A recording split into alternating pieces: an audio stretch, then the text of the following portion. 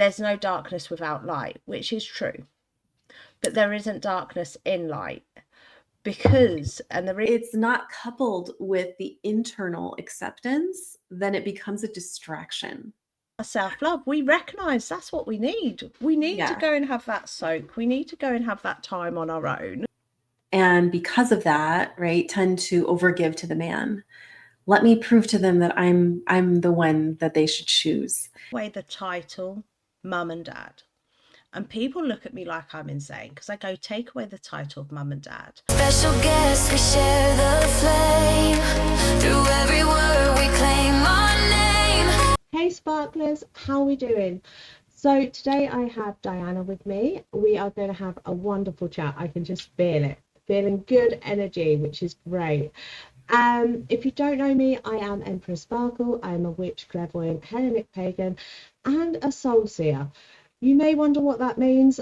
I'm sure at some point we're going to get onto it in the podcast. We usually do every podcast because most of my guests are like, what does that mean?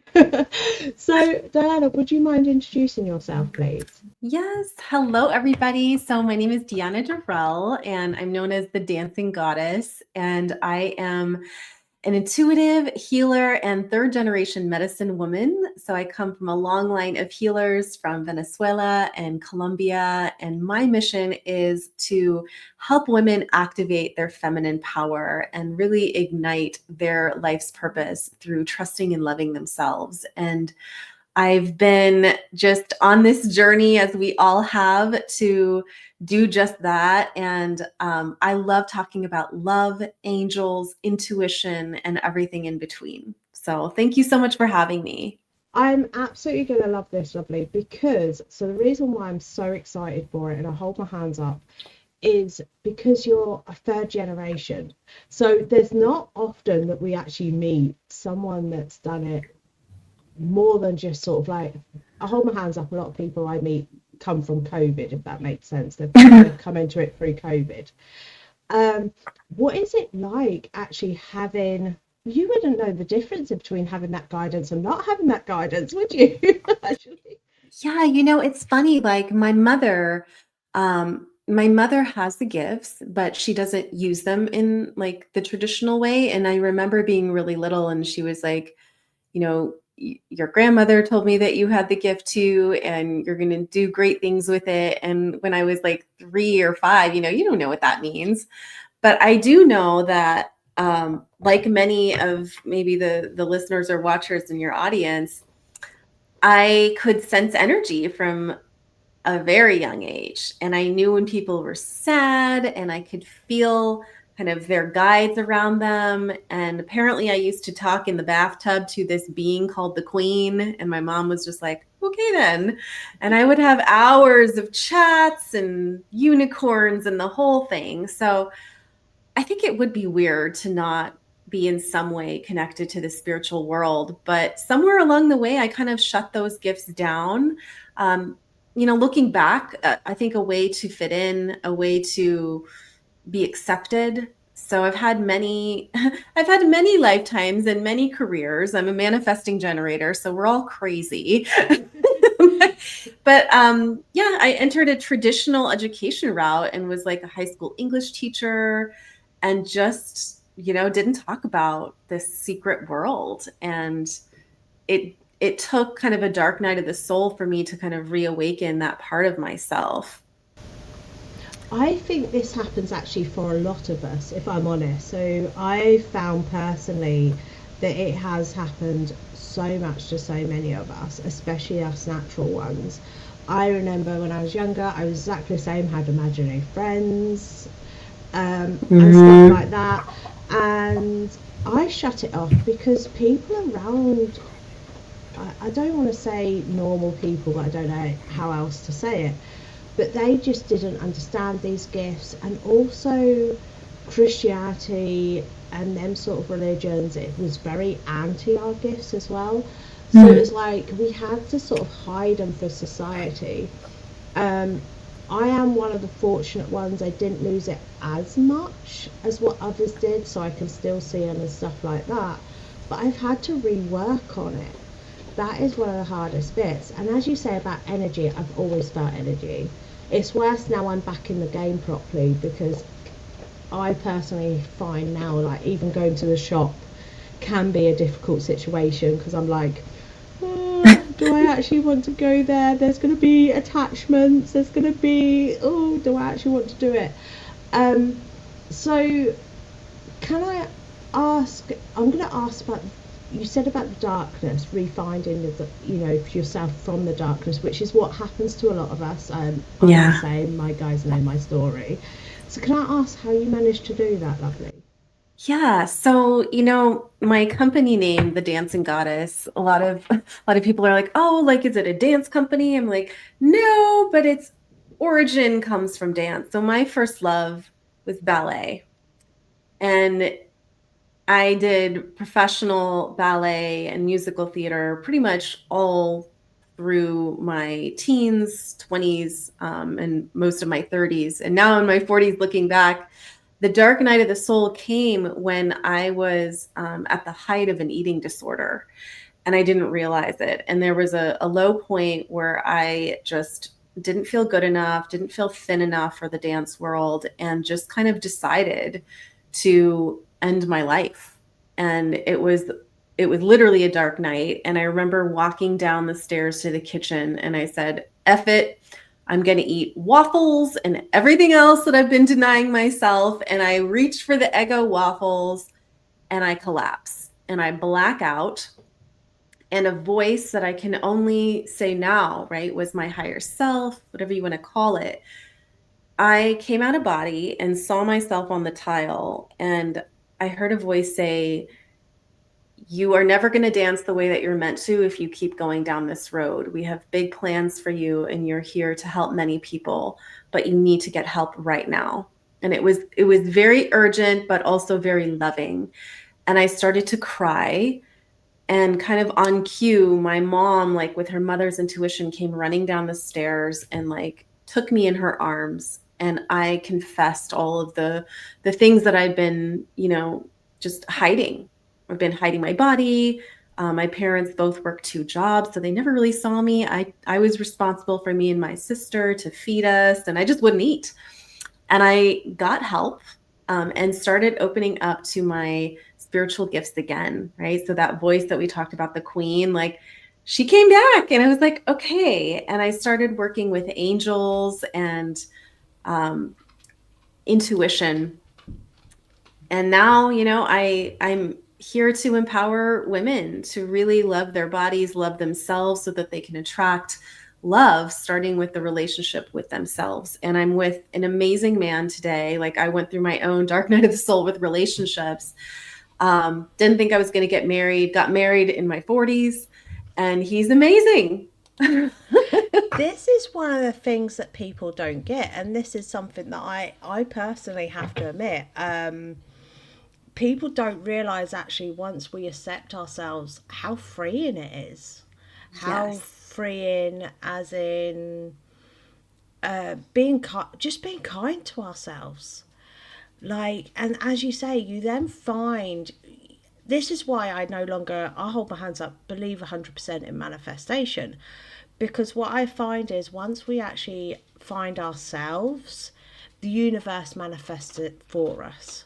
Mm, Like you finally found yourself, you found a husband that you never thought you'd find.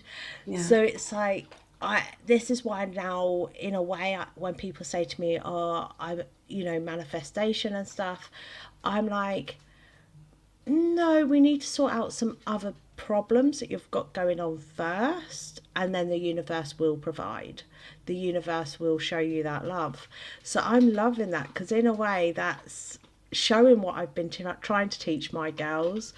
It's showing as well the importance it is to love us and self-care for ourselves. Oh, Something as yes. simple as self-care. So I'm going to ask another question, my lovely. I know I said I wouldn't be asking questions; it'd be free flow. But I'm like, no, I've got to be nosy now. So can I ask a question about the fact of self-love? How did you? I know you said about where you were in the darkness. How did you start your journey on the self-love? So It started with really going back into my body, but not in a performative way, right? So I was so used to being a product where I had to be a character or I had to be somebody else. And so I left the dance world and started just going for walks, moving my body. And it was hard because my tendency was to feel like I had to prove my worth through my body. Even with men, I used my body as a manipulation. I used sex as a tool, power tool, and I'm like, what happens when I take all of that away and I'm left with just me and myself and this mirror? That's when the work begins. Yeah. See, And now I love so, that. yeah. So it's like it wasn't a perfect arc. There were definitely days where I slipped and wanted to go back to the old way of like proving and striving. But what I teach women is, self-love starts with a decision. It starts with a decision, even if you don't know how the hell it's going to happen, that you are done with the old identity of self sabotage, of berating your body. And I stepped into the version of me, even if it felt fake for a while, of the woman who could carry herself in any room. And now I know that that's the voice I was talking to when I was 3, is the queen, the aspect of us, the divine feminine who doesn't apologize for who she is, who doesn't try to make everybody feel comfortable, Yeah. and is just in the room, in her glory, connected to her heart, and centered with herself. And so, on a practical level, yes, a lot of walks, a lot of mirror work, a lot of journaling, a lot of crying, definitely therapy.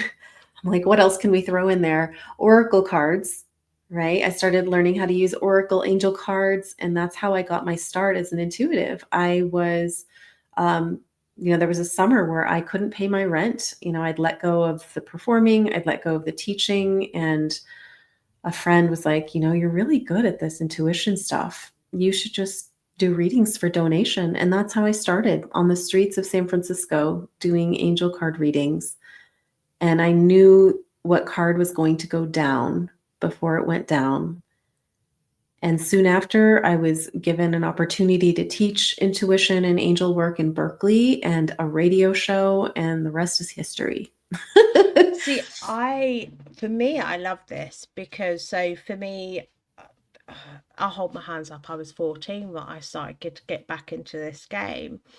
And I was not healed. It's when you Hmm. get into your intuition, and especially because I'm in it, so I don't do oracle, I do tarot. As everyone says, the darker of the dark. But to do tarot, you have to be able to see your own darkness within. And I think I want to add that there is being Mm. okay with the darkness within. Yeah. Because someone did say to me the other day, there is darkness. No, there's no darkness without light, which is true. But there isn't darkness in light and the reason there's no darkness in light is because we're okay with that darkness within. So we're okay with that Mhm. self doubt. So when we have that self doubt, because I think this is something people often don't realize when we say we're healed, they think we don't have doubtful thoughts. They think that we're okay with ourselves 100% of the time. And for me personally, we do have self doubt. There's times where I sit there going, can I actually do Mhm. this? And stuff like that. And then I go, yeah, I can. And it's that reaction that's different to when you're in a dark place and you're kept in a dark place. Yes. And that is why I just wanted to add in being okay with the darkness within, because it's a normal human experience. Absolutely. I love that you brought that up because I don't think I was always comfortable with the shadow. It was like I remember being told that I was a medium and that freaked me out. I'm like, I don't want to see dead people. I don't want that job. Like somebody else. Um, And I don't read tarot, you know, I have tarot readers now on my site who are amazing, but it's still one of those modalities that I've never really been that drawn to. And and it does make me question. I'm like, oh, well, why? Like, is it the darkness? I don't know, maybe. But what was I going to add there? So, like, at the heart of what you said is acceptance, right? Like accepting the duality, the polarity in everything.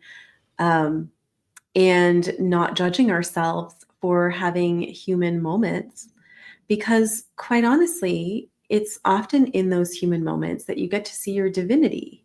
It's like, oh, this is my opportunity to love myself at a higher level when I'm not being perfect, when things aren't going just so, when I'm not trying to control things because I can't.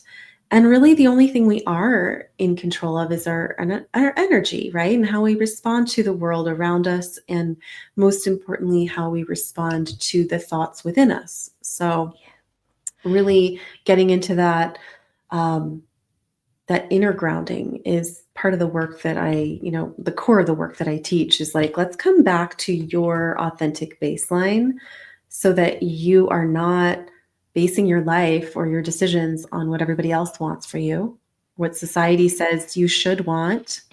I'm like, do I even want to get married? Do I even want kids? Do I even want to own a house? Like, maybe I don't. And like, whatever your desires are so unique to you, whoever is watching or listening to this, like, give yourself permission to live the life that you are excited about. Yes, this is one of the things that I think frustrates me, and I love you all to pieces, okay? But this is one of the things that I think frustrates me is we don't always allow ourselves that acceptance. We don't always allow ourselves that go and get up and go to do what we want to do. It's always society rules. And I think this is one of the problems is society, the only thing it doesn't teach us is how to love ourselves, how to be okay with ourselves. And one of the things that used to do my head in when I was younger, and I used to question our local vicar a lot, and they used to hate me because I did. And one of the things our local vicar used to say to me is, "Oh, come on, Amy, just forgive him. Come on, Empress, just forgive him." And I used to sit there going, "But why should I? They hurt me. They Mm. haven't said sorry to me." And the vicar used to be like, "No, come on, forgiveness is the key."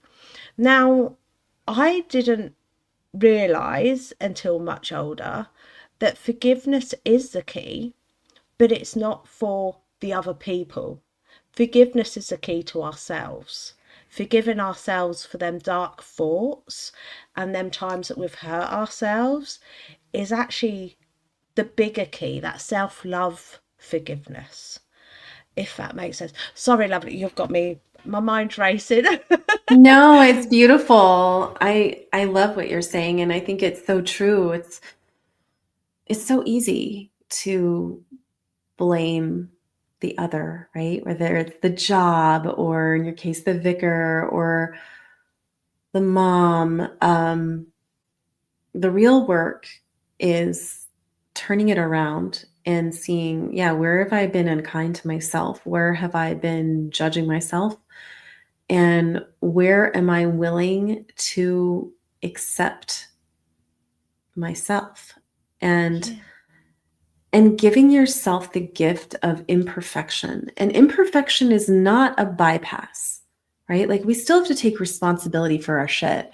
Oh And yeah. like, we still have to, be empowered in the decisions that we make. And I always say, like, there's no downside to taking full responsibility for your life.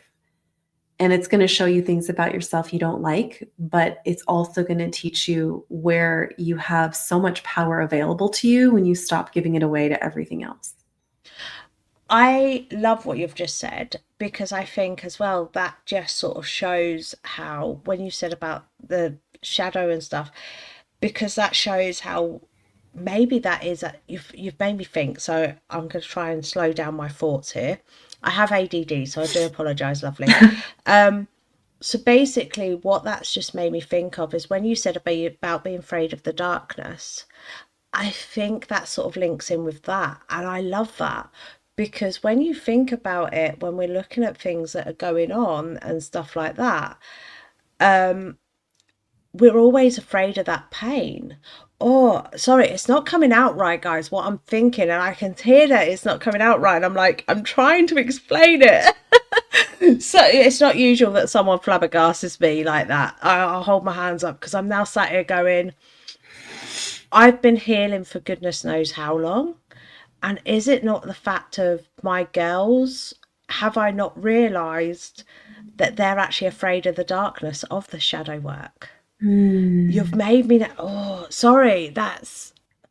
Yeah, I mean, we prefer, a lot of us, I'll only speak for myself. Like, I prefer the lighter side of spirituality. I'm going to be real. I love angels. I love fairies.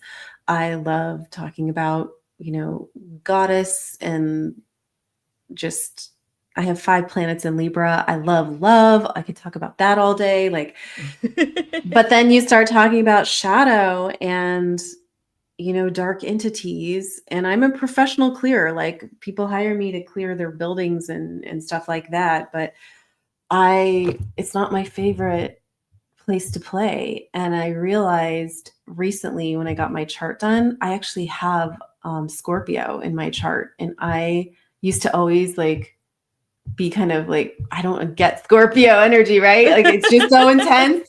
And then I'm like, oh my God, I am part Scorpio. Like, I need to like study this and own it. Um, so yeah, I think that that's my journey, is like embracing both sides, because ever since I've been willing to, life has been so much more fun and so much more full. So yeah. Yeah, and again, I love what you've said there because when we think about it, once, unless you're idiots like myself, where I love going in and tackling something dark and it thinks it's more powerful than me, and I go in and I go, let's have some fun. I am really weird with the darkness. I love beating it up. Um, that sounds really bad actually, now I've said that out loud. Um, but for me, what I love what you've said there is the fact of it it's okay to be only wanting to be in the light. It's okay. We have to accept that balance, but as long as we accept it, if you then want to always stay in the light, it's okay. There isn't a problem there. I love that. Yeah, but now I'm like, oh, but when I was staying in the light, when my intuition was telling me to explore the dark, that's where the growth has happened. I'm like, now I'm willing to go, I'm going to the places that I need to within myself that um, are not perfect, or not like put together, and like, like, so that's been really liberating and But fun. yeah, and that's self love. That Yeah. is self love. Being able to go to them places, being okay with it, going, do you know what? Okay, I doubt myself sometimes, but I'm okay with that. I forgive myself for that. It's okay. Or, I don't know, example, which is really silly example. You forget to feed your child one day. You're so busy, you forgot to feed your child. You forgot to do their pack up lunch. I think that one sounds better you know, and you suddenly feel all this mum guilt come in. Oh my goodness, I didn't make them the perfect pack up lunch. Now they've got to have school dinner, and you have all that mum guilt suddenly come in. Forgiving ourselves for doing something as human as being busy in the morning that you forgot their lunch. It's a human thing to do. Yeah, I love that because I think a lot of people as well don't recognize these things as self love. Yes, we're sold, right? Self-love is like, go to a spa and like, get a massage, and like, I'm not downing those things. I love both of those things very much. But but if it's not coupled with the internal acceptance, then it becomes a distraction. Yes. And this is where I don't mean this really. I often talk about the world getting darker. And this is how the world's getting darker because social media and other commercialized, is it commercialization? All of that manages to convince us that that is what self love is. And then you get weirdos like us come along that go, actually, it's not. Actually, self love is in the inside. It's looking after you on the inside, not on the outside. And people look at you like, no, I've got to look pretty. Yeah, that's what they want you to do. So you spend more money with them. And, I also want to throw in there just to play devil's advocate. Like, I love a good lipstick. I am such a girly girl. And like, even like getting ready for this podcast, I was like, which color do I want to wear? Like, that is part of my self-care, but I'm not doing it because I don't feel like I'm enough, right? Unless I put it on. And I think that's the distinction. This is the thing, because it's a bit like myself. I wear makeup. You can see that I wear makeup. I've got necklaces on. I've, my nails aren't manicured. I hold my hands up. Neither are Um, mine. I play violin. Mine I just let grow, and they're just madness. I do my hair quite a lot and stuff like that, but that is because that is all for me. So when people sit there and they go, "Oh, well, you can't say anything because you're doing makeup," so don't think we're not tarnishing the fact you're buying these stuff and stuff like that. We're actually saying, do it, but as long as you're doing it for you. Exactly. Exactly. And I mean, I work with so many women, right, to attract their love. And that's a piece of it. I'm like, we will get to the whole what to wear on a date and the more conventional dating tools. But if it's not anchored in the first part, then you're going to be attracting men who are only going to see you as this product. You're going to think they're assholes, but they are just mirroring your own belief about what you need to be feminine. So let's work on the internal self-love, feminine anchoring. No man is going to give us that. And that's been a game changer. That's kind of what makes my work a little bit distinct from the traditional dating coach. It's like, no, I'm also intuitive and I'm also an energy healer. So I'm going to call you on your shit, quite literally. This is one of the things that I love about what we do. We get to call people on their shit. And we're like, I've got a couple of people and I just go, you're self-sabotaging again. Do I really have to read this message? And that's how I reply to them. And they're like, that's a bit harsh when they reply back. And I'm like, read your message. And that's how I am with Mhm. them, because I'm just like, look, we've gone through 6 months of hell trying to get you to be okay. You're moaning about your partner and the way they're treating you. And this is what I'll hold my hands up, right? Guys, get onto Chinese and K dramas. They will blimmin' teach you.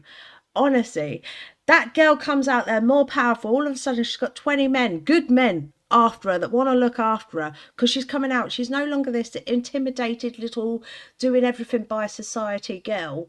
All of a sudden, she's come out and she knows who she is, and all of a sudden, she's got these good men after her. That's That so is funny you said that because, okay, so during COVID, I got COVID and I was like flat out. I thought I was going to die for 4 days, but K drama saved my life. Me and the dogs were like, okay, you can watch another 4 hours of this. honestly, Korean dramas and Chinese dramas, if I'm not working, that's where I'm at.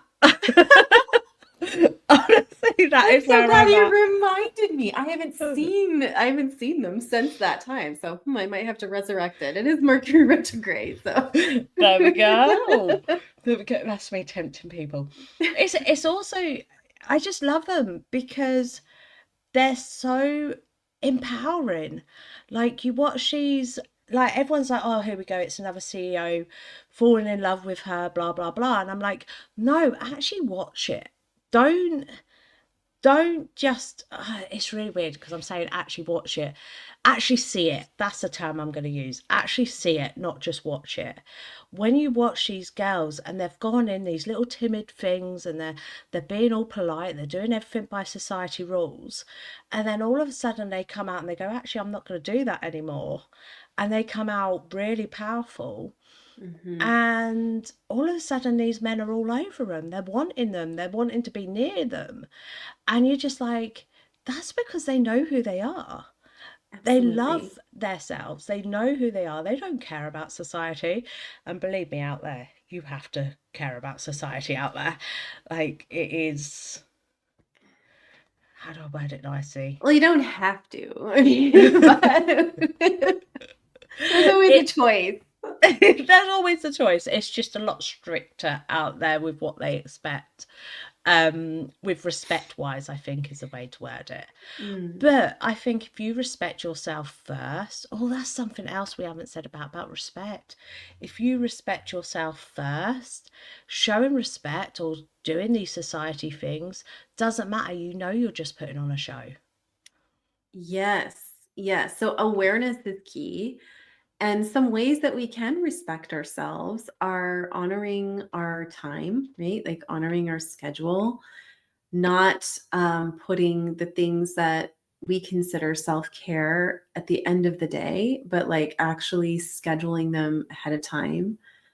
Like, I mean, I have non negotiable time in the morning to journal and drink my matcha. And everybody knows, like, do not bother me when I'm journaling. Like, it will not be good. Like, the New Yorker in me will come out. I love And that. Because you're dead on. It's things like it's little things for me. So if I've woke up and I can feel I've had a bad day, a bad night, I will literally go to hubby. I go, right, I'm getting in the bath, and he'll go, yes, isn't it's it the 8 best? yeah, it's 8 o'clock in the morning. I'm like, I don't care. I'm getting I in the bath. love doing that. Better with a book, better with a candle. And he's like, that's like a night thing. I'm like, it's a whenever I want thing. And this is what I need to start my day so that I don't bite your head off. Yeah, exactly. And I think that's part of self love. We recognize that's what we need. We need to Yeah. go and have that soak. We need to go and have that time on our own. We need to just go, Yes. and this is one of the things that I know it's harder as mum. So before you guys come at me, I know it's harder as a mum. I've got three, I've got two with special needs as well. So I do get it. But it's, for me personally, the one thing I got told, and I'll never forget my nan saying it to me, and she said it without anyone else hearing. Because I come in from a strict middle class background, sort of family, and she said to me, one of the things I'm going to tell you that no one told me: sleep when the baby's sleeping. Mm, And I thought, sleep when the baby's sleeping? What? And that doesn't actually, we take that literal. So I see a lot of mums go, oh well, I couldn't sleep. Don't take that literal. That means go and have 10 minutes meditating, go and have 10 minutes reading a book, go and have, restoration. yeah. Yeah, Ah, that's great yeah, advice. honestly, it's something she told me, and I now use it a lot for parents now. And it was something I remember then saying to someone else, oh, I've been told to sleep when the baby sleeps, but I can't sleep. And they went, because my nan's very old school, so she's sort of like, people used to say, oh, I used to get told all the time to clean up while my babies are sleeping. And it was like, More work? Like that like, doesn't sound fun. yeah. And when I said it to one of my friends, I says, my nan keeps saying to me, sleep when the baby's sleeping, but I can't sleep. So I'm just getting up and cleaning up. But I feel like I'm constantly on the go. And she just looked at me and laughed. She went, that's not what your nana means. And I went, what do you mean? Mm, And that's when she said to me, go and do something you enjoy. And this was on my second baby, not actually my first. And I remember sat there thinking, I haven't read a book for about 3 years. oh my gosh. So I literally Wow. remember the first time, this is going to sound so sad. The first time I actually took 10 minutes out for me was I picked up Little Women, which was my favourite book I from love Little childhood. Women. Yeah. And it was like, and this is the thing. So that's why I love, oh, this is what I love about this conversation, because this is something that's never been said on this podcast. And I think it's actually a key, especially for people who even have a busy work schedule. Yes. Like, what are we, like, one of the phrases I use is like, what are we really married to? You know, some people are really married to their business, even though they're technically married. Some people are Yeah. married to their kids, and I know I'll probably get blasted for that. I don't have children, but you know, look at where you can be the best version of yourself for yourself so that you have the bandwidth emotionally and physically to enjoy everybody else. It's not even to give to everybody else. It's to enjoy being in their presence and just to enjoy people. I think no, I love what you've just said there because if they tell you off, I'll tell them off because that is so true. What you've just said. I remember being basically married to my children. Everything was for my children. It still is for my children. Don't get me wrong. What I'm doing now is for my children, so I can earn money for them, and stuff like that. It still is for my children, but it's in a different form. I'm not sacrificing myself anymore. Right. I know I can go and sit and have an hour on the couch when I need to. Well, unless I've got a meeting scheduled. Um, I know I can go and do that rest when I need to. And it's like if I need to go for that walk, I will say to my girls, right, I'm going for a walk. Do you want to come with me? Yes, And beautiful. yeah, and it's things like that that I think changes the way we feel and the things that we're doing. And it's like simple things like as well, going for a walk. I know people now, I can feel it in my intuition screaming at me. People are going, yeah, but what if you've got that 5-year-old toddler? Right, when you're trying to get that toddler out, 5-year-old toddler, what the heck? When you're trying to get, I registered what I said then. When you're trying to get that child out the door, let them pick what shoes they want to wear. Let them pick what coat they want to wear. Let them pick what trousers they want to wear. Because if you're going out on a day like today where it's mucky outside, let them get mucky. My kids used to love putting their wellies on and just jumping in puddles and coming back filthy. And rather than actually concentrate on what they're doing, concentrate on what the clouds look like, concentrate on that Mm. raindrop that fell on your head and stuff like that. Don't get me wrong, if they're doing something dangerous, yeah, don't stop them. But I think that is, yeah, I'm loving this conversation because this is one that I don't usually get to have on here. and it um, and it's so important, not just for people that work, where they forget about themselves and they sit and just work, work, work, work, work. But it's important for mums and dads as well. absolutely. Absolutely. I mean, anybody that is aware that you have an imbalance of where your energy's going, balance, perfect balance is a myth. Priorities are important to know, right? Because there's going to be certain seasons of our life where certain things are more important than others, and not everything's going to get done perfectly, and that's fine. But who you be as you carry yourself through the day, like how you talk to yourself, looking at, am I thirsty? Am I hungry? Do I need to take a mental break for 30 seconds? Yeah. Play is also essential. Are you playing? Are you being silly? Does everything have to have an ROI? No. Like, This is a thing. I think this is one of the scariest things that I come across when I'm first teaching self-love is when I say to them, you're the priority. And people sit there and they're like, no, this is a priority, that's a priority. And I go, no, you are. And I'll hold my hands up, right? And you're going to look at me and go, you do not.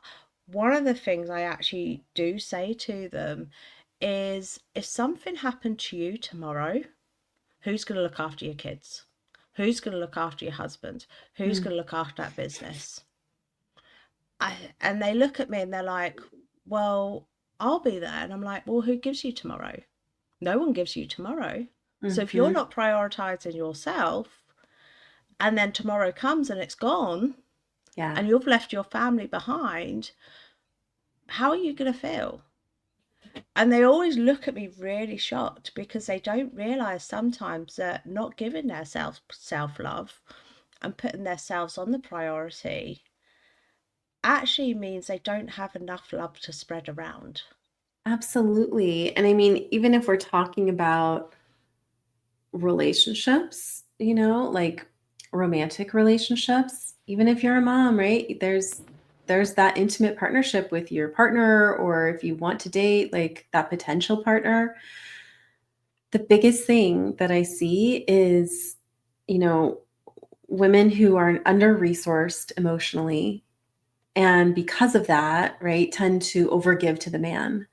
Let me prove to them that I'm the one that they should choose. And then what happens is you create a mother child dynamic, and it turns the man off. He sees you as a doormat. He may use you for sex, but that's about it, maybe emotional support. And so if you want to change that, it starts with pulling your energy back into yourself. And what I tell my overgivers or recovering people pleasers, which I raise my hand, um, we have, like, our selfish is most people's normal. Okay. Yeah. So if you have to tell yourself, I'm going to experiment with being really selfish and being a bitch today, it's probably everyone else's normal. But sometimes we have to play with those extremes to find our true boundary or our true balance. And if you've never had a role model for what that looks like, then, give yourself permission to do it imperfectly. And it just starts with baby steps. Instead of immediately rushing to fix the problem, pull back, right? Give that person a chance to self resource. And then you could ask, would you like a suggestion? Or can I share what worked for me? Would that be helpful? Versus just diving right into solving and rescuing. It's going to change your sex life. It's going to change your relationships, even with female friends. You won't be the one that's always like the planner, or always the one that's the emotional, like unpaid therapist. We want balance. Yeah, see, this is a thing I think a lot of people don't realize. Um, because it's a bit like I say to people, so I will admit I'm a pro co-sleeper. So I am a pro co-sleeper. Before anyone comments on what I'm about to say. And this is one of the things that for me, I hear a lot of the mums is, oh, but my child needs me. Oh, but my child needs this. And I'm like, I went to one of my ladies one day, and I remember sat there, and she literally, her child literally made a noise. Didn't even actually want anything. They literally made a noise.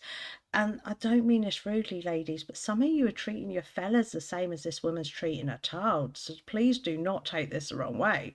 Like, actually, take it the wrong way. I am offending you. Um, and she literally got straight up. And I went, they barely made a noise. And she Yeah. went, oh, yeah, but I know what that noise means. I went, you're teaching them that you're, what? And I'm literally sat there like that because I was speechless, because I thought, this woman shows herself as healed in some of the sessions that we've had and stuff like that. But then actually, now watching her, I'm like, you're not, because you're literally teaching your child. All it has to do is go, mm, and you're up to them. So then I thought, if I stood here, if I was actually here a little bit longer and saw you with your husband, does that mean as soon as he comes in and takes his shoes off Right. at the door, you're up at him? You're up straight away to get his stuff sorted? Does that mean when you're at work that as soon as you hear your boss walk in, you're straight away up getting that coffee done? And I'm sat there thinking, this isn't okay. Well, and it's very common. And here's the thing, we have to retire that identity in ourselves first, right? Because there's an attachment, there's always a reward. We want to be needed, right? We want to feel important. We want to feel like we have purpose. And if that's what you saw growing up, oh, mom does everything for everybody, like that's what you're going to replicate, even if inside you might be resentful and you don't know why. So I think the first step is just like grace, give yourself grace. I've been harping on this show, like do it imperfectly, but still do it. And, really noticing what comes up when you are not the doer, when you are not the rescuer. I've had some women, that I've worked with, high power, high achieving women, admit that. Like, if I'm not there for everybody all the time at a moment's notice, particularly with kids, I don't know I don't know if, like, they would get what they need. And I'm like, "Wow, like, you really don't trust that they can tell you what they need or that they can do it?" Like, I mean, I understand, once it gets your kid gets to a certain age, it's like, "Well, your kid is not 5, your kid is, like, 17. Do they really need to interrupt you to ask you XYZ? Or have you just accustomated them to it's okay to interrupt mom because my needs are more important than hers. And until you recognize that, it's going to keep happening. And there comes a day where, you may feel really resentful and tired because there's no obligation, right? It's like on the other side, they get used to seeing you a certain way. And I think that's the biggest and sometimes the hardest shift is like, okay, if I'm retiring that, then what is in its place? I think this is one of the things that I then go on to try and teach my ladies. I weren't successful with this one, but I try and teach my ladies is we're not actually here. Take away the title, mum and dad. And people look at me like I'm insane because I go, take away the title of mum and dad. We're going to re give you the title guide because that is what you're here for. You are here to Mm. guide this child to be able to live freely as it can without you. That is what you're here for. And it's like, don't get me wrong, guys. I know there's some, as you know, I've got two son daughters. I know they'd never be able to live without a carer around. There is some that sadly can't. But when you've got one like my middle daughter, like my car went down last year and she goes to school 40 miles away. And I was like, what do we do? And she actually went, oh, it's okay, mum, I can get the train. Straight That's away, so she was on it. great. Yeah, That's straight. amazing. And this is the thing that for me, I'm like, I've done my job right. I know I have, and it makes me smile because for me, it's like I've guided her in the correct way. I know that she's going to now be able to go out there freely and do everything she ever wanted. Um, and it is always different for SEND children. I get that. But it's the same way in some ways for, I don't mean it really, I know some women who do everything for their husbands. Yeah. And I mean from The cooking, the cleaning, like running baths. sex, running baths, doing everything. And again, it depends where you resource your sense of self-worth and what is tolerated and what is just like you don't want to tolerate anymore. So it starts with us, start with ourselves. And I'm not perfect at this. There are days where I go into overfunctioning or overgiving and I have to pull back and notice, wow, I'm really feeling like irritated. Why? Oh, I am really hungry or I haven't done anything fun today. Like, why am I responding to messages right away? Like, hardly anything is a true emergency. This is one of the things because it's a bit like me today. I literally went, oh, I've got I've got two tarot readings to do today. I'm not sure whether I'm in the mood for them. Um, and then I sat there and went, no, I've got to do them. And then all of a sudden I realised I've not been outside properly today. Yeah, So I literally, exactly. Love I it. checked whether the weather was okay, slipped my shoes off because it was okay, it hadn't been raining, and went and stepped outside. And I was like, Perfect. oh, I feel so much more relaxed now. And it's these little things, it could be something so small, as you say, about hungry, thirsty, and the correct drink as well. Even though I'm drinking fizzy drink at the minute, I know in about an hour or two I'm going to need a bottle of water. So the correct drink. Have you had the correct Mm, balanced food? yes. Something so simple. And this doesn't just show our body's self love, it does show our soul's self love as well. Because this is going to sound weird, our bodies and soul are not one. So I know a lot of people teach us that it's one, but they're not actually one thing. They are two very different things. and our soul can be manipulated by the way our body is, as in its emotions and stuff like that. But they are two different, I don't know what, how, energies. That's the Mm-hmm. term I want. Two Yeah, different no, that makes energy sense. fields. I better explain this now. So basically, I see souls in three different colours.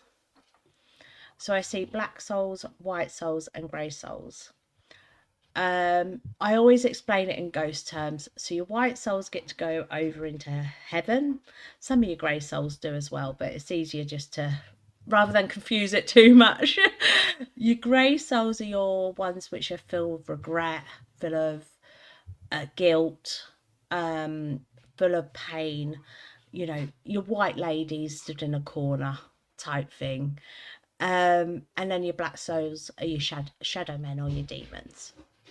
And that's the way I see them. A lot of CEOs are black souled, believe it or not, because they're narcissists and they don't care about anyone. Um, and so for me, it's sort of like the way we are now emotionally, what's happening on the inside affects our soul. What's happening on the outside doesn't matter. It's what is happening all on the inside. And this is why I've loved this, because self-love is so important, especially for the soul. Like, I go on about meditating, but it's not even meditating that's the important thing. It's actually that taking the time out for yourself that is the Yes. key. Yes. So I do love that. I have to admit, I'm hoping all of you, because I'm literally looking at a note right here on my desk. I won't show the name, that's got a note saying self-love spell Ah, for someone. Um, and this is a thing, you don't need spells and that to do it. You've got the power within. absolutely. And it starts with also being grounded. Like I love that you mentioned I need to go and step in some grass. And would this be an appropriate place to tell people about the grounded goddess meditation? No, go ahead, my sweet. So, for anybody that tends to be in their head, which let's face it, we all are at some part in the day, and like if you experience anxiety or trouble getting into your body, I've put together a completely free guided meditation for all of you. It's called The Grounded Goddess, and it's got some Hertz music frequency behind my voice, but it's designed to just help you kind of bypass the chaos and go straight into the knowing place where everything is okay, you know who you are, and you can do it in the morning or right before you go to bed, anytime you just are feeling a bit off. So yeah, that's my gift to you guys. If you want to check out the website, it's thedancinggoddess.com and you'll see it right on the homepage. They will all be linked below, guys, as always, all linked below, Love it. because I love this, because meditation, even though I go on about it all the time, my girls are most of like, here she goes again, meditation, because I'm obsessed. Minimum, I meditate every day, but I do try and push a minimum of 3 days a week, because even grounded meditation, I don't do that often. I will admit that I don't do that often, which is annoying to admit. I ground a lot, but I don't do full on grounded meditation. It it is important. I may have to go and try it out myself, to be honest. Yeah, you should enjoy it. It's been so cool to see the effects of it. And it's one of those that, you can just get there really quickly, even if there's a lot of stuff going on. It's, I think, 8 minutes. And I guide you through the whole thing. So you don't have to be sitting in a still room trying to just like, I cannot do that. I have tried. I'm like, my hat's off to the people that can sit still for an hour and like be silent. Like, it's not me. Oh, honestly, see, now that I hold my hands up, that is something I can do. I'm That's the biggest amazing. weird.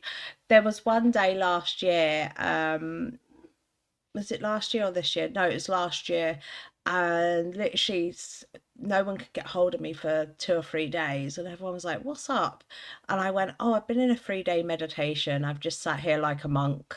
Oh, wow. And they're like, "What?" And I'm like, "Yeah."